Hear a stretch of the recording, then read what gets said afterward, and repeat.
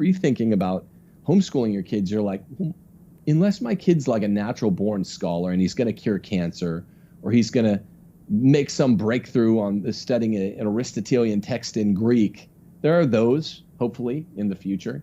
But unless my kid's that, then really trade school for my young men are the way. And really getting my kids ready to get married young. The path to happiness in life is marry young and procreate large families. That's what we want to be teaching them. And of course, that's precisely the logistical barrier that the population control folks have used undergraduate education to occlude, to preclude. You know, hey, what are your most fertile years? 18 to 24. And this is when they're telling you need 6 years of college. It's unisex. It is very gender dysphoric. You go to college, everyone's being treated the same. And they're literally robbing you of your most fecund, fertile years. And they're instilling orgiastic habits in our young people that are going to make it very hard to be satisfied by monogamy and Christian married life later. So it all kind of goes together. That's what I'm trying to. Right. That's what I'm trying to express. And they absolutely hate the idea of getting married young, having children, you know, all these things. I think their ideal is a lady is 40 plus and works all the time and never has any kind of personal life. And I guess men who don't really have any kind of say in their families because they want men to be quite weak now. And so they're really trying to shift the gender roles, but not even shift them. They're really just get rid of them and create this whole new society that's not even based on any kind of family unit.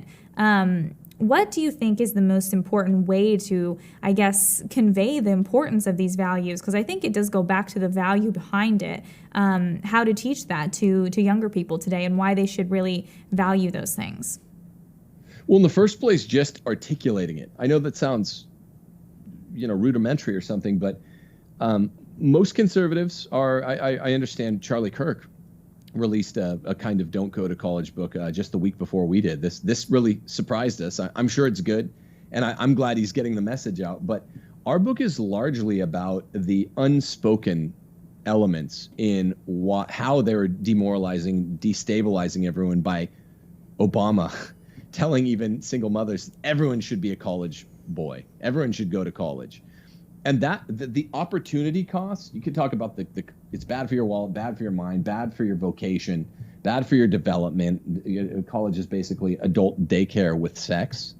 But the worst weakness of college is literally that it's an opportunity cost. It's robbing you of your most fertile years. And so just to say it one more time, that's why the left wants everyone to go to college. Yes, it's a brainwashing center. Yes, it's the nerve center that gives the other members of the body, news media, entertainment media, sports media, think of Keith Olbermann, the hand, the foot. It gives them the synapses and the impulses to do certain things, to start new campaigns.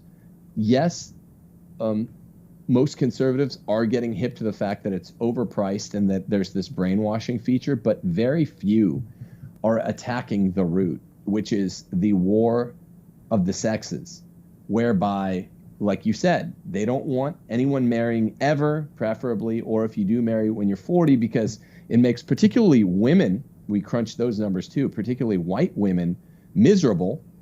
It makes men and women hate one another, generally speaking, to marry late and for everyone to have a kind of ergonomic function that is not gender specific, not sex specific, in the old Christian fashion.